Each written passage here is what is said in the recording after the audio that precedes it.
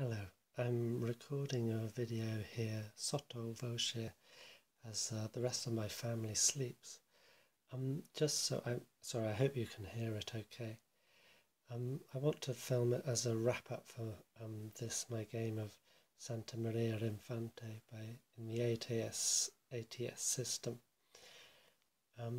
I had filmed. I've got two sort of videos of that I filmed during the play of this game, a 16-turn scenario, and I did film another at the beginning as a kind of introduction to my introduction to ATS, but that first video is proving difficult to upload to YouTube, so I don't know if that will be here. So this is kind of by way of an introduction to those other twos, which are kind of like playthroughs as well as a wrap-up, as it were.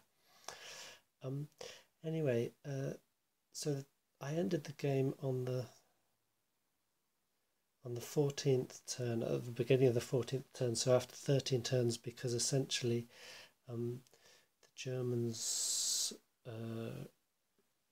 realised they just could not retake one of the victory point locations, which they would need to deny the win to the Americans, and so to claim that win themselves.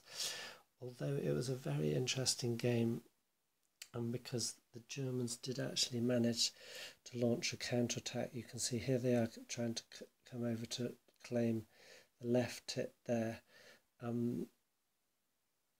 back after it was taken by the Germans. So that was surprising to me that they had enough forces to muster for such a counterattack. You can, sorry, it's a bit dim, so a bit fuzzy.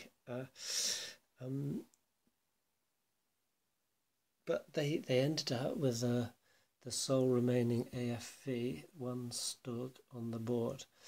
You've got, so two of their Stugs were knocked out, but between them, three Stugs managed to knock out 7 M4 American tanks. So the thing was that basically it was, and they had the Germans held on to their line essentially, so the Americans never managed to get this point. If they'd been able to take this bunker here, then these units are actually inside that bunker. I just took them off there to display because we had some in-hex fighting in the last turns there. So if the Americans had managed to take this, they'd have kind of been able to perhaps roll the line up, but at least they'd have taken another victory point location, and the Germans would never have managed to launch 2 counter-attacks within the time they had remaining. So essentially I think the end of day stop play, as it were, because you can see the forces that are left on the board. The Germans maybe outnumber the Americans, although the Americans have powerful submachine guns and so forth, powerful machine guns, which meant that's where essentially the Americans called off the attack. They felt that with 3 turns remaining, they just did not have enough time to push their way through all these units around here to retake that hex.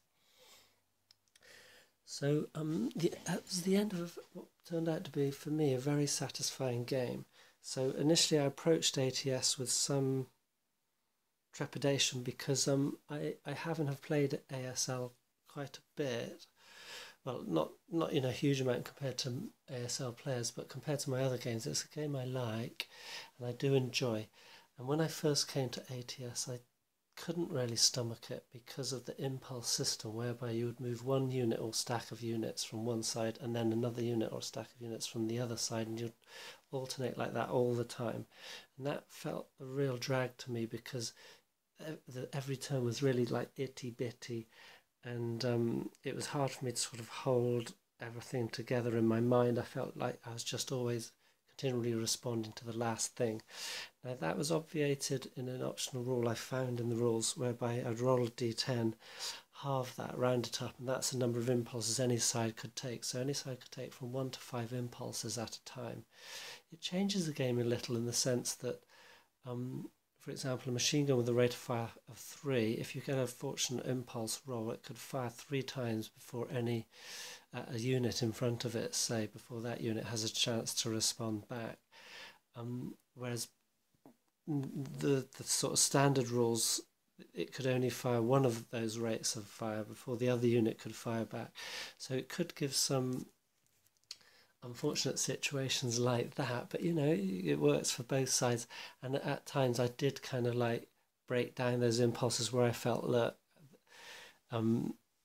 to sort of a bit of fairness to the other side. You can do that when you're solo playing. And then the other rule was that I didn't break it down between fire first and then movement after. The fire and movement were interspersed, so it was a very fluid game. And essentially, my sort of summary of it is that it moves briskly, and so in that sense, it's very satisfying. You can sort of come to a conclusion more rapidly than would be the case in a comparable ASL scenario. Now, there's two reasons for that. One is that the rules are lighter, and so there's sort of some more. There's less sort of intricacies, so you're moving quicker through the play without sort of rules checkups and remembering certain situations. Then the other thing is that it's a very bloody game. These are the losses. You can see these are the units left. These are the losses. Now, is that case because any one hit could sort of completely demolish a 4-step squad unit? It's also, and that's perhaps partly this scenario, is it's very bloody in the off-board artillery. Now, that's one thing that I'm sort of querying about this scenario in particular, is that the off-board artillery kind of dominated. So I would say that at least half of those losses on each side are from off-board artillery. The Americans had 2 lots and the Germans had 1, and they needed some observers. Essentially, the Germans only have 1 observer, so if the Americans had kind of moved around one side of the hill away from the observer, or they had managed to find and eliminate the observer, they would not have suffered so much off-board artillery. But they didn't know exactly where the observer was, and it was, well, the other side of the hill was covered by machine guns on the hill. The other side of the ridge was covered by those machine guns, so they lost a hell of a lot here to a machine gun fire from this bunker and fire from back here and off-board artillery, and similarly there to the German off-board artillery, because it's unlimited, at least in the rules that I have.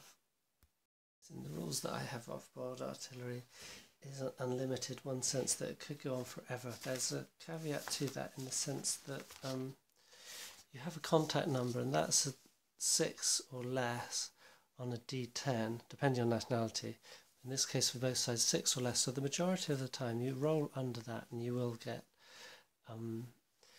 artillery fire. Now, if you roll over that, then the next time you roll, you have a 1 added to your roll. So effectively, your contact number goes down each time you miss contact. So what actually happened for me was that the Americans both completely lost any chance of off-board artillery as their contact numbers kept diminishing, whilst the Germans, their contact number had gone down to 4, but they kept managing to get it. So that gave them a significant advantage in that respect. Now, I understand with the updated rules, because I have rules from 2003, I think. With the present rules, you don't have that diminishing returns on the contact number, but instead you have there can be limited ammunition for the off-board artillery. So it would be interesting to see how that might change the scenario. It could change the play of it significantly, because as I say, off-board artillery did seem to dominate. Now, about the bloodiness of the game, I found it makes it hard to defend. But then on the other hand, as a defender, you could say it makes it easier to counterattack, because you consider, okay, you can say it's harder to attack because it's bloody, but yes, it's also harder to defend in the sense that your troops, because it's a bloody CRT, your troops get whittled down quite quickly instead of kind of tending to hang around.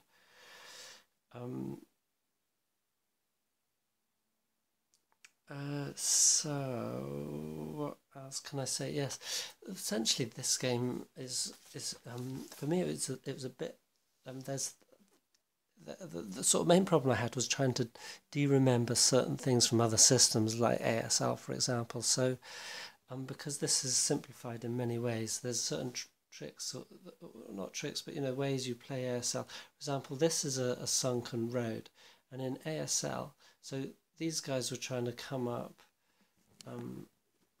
Let me zoom in a bit.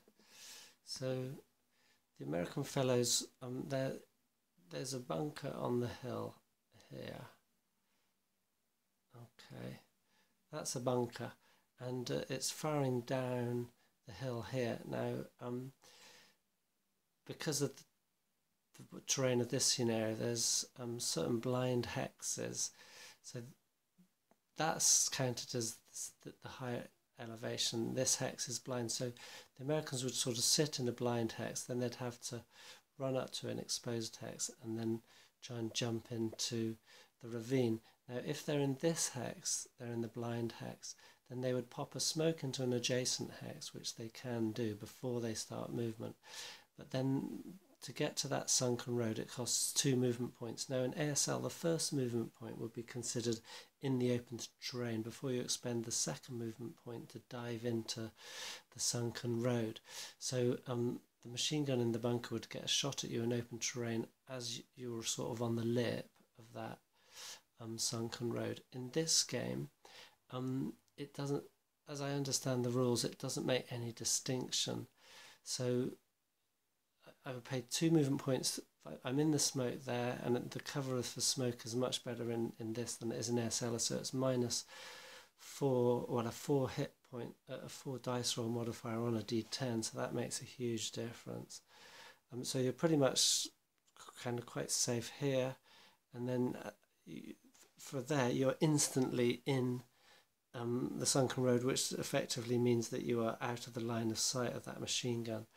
So you can be in a blind hex, in smoke, and into there immediately, which wouldn't happen in ASL. There a decent shot would be got off against you first. So different tactics in use in this game, and it's kind of that kind of simplification makes it run quicker, but it also, if you're used to something else, it can seem a bit counterintuitive.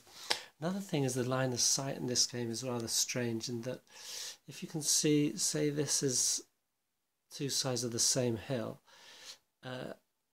as I remember from ASL, if say you're in the middle, you'll be looking down, line of sight down here, sort of down, so you'd imagine that the top of the hill is here and you're looking down here, but if you were on this side of the hill, you wouldn't have a line of sight over to here, because, you'd have it sort of straight across the hill because it's kind of like a pancake, but not down to this hex here on the slope.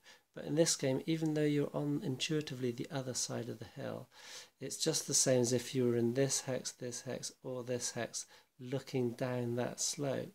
So there would be a clear line of sight to here, no blind hex, except for if it's what they call, I've forgotten it, it's what is it, terraced hills, yeah. But so there's some sort of counterintuitive things there, particularly if you're used to ASL.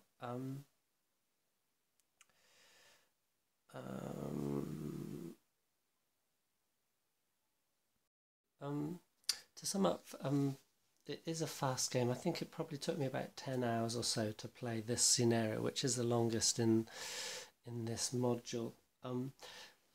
Probably would have taken me longer if it was ASL.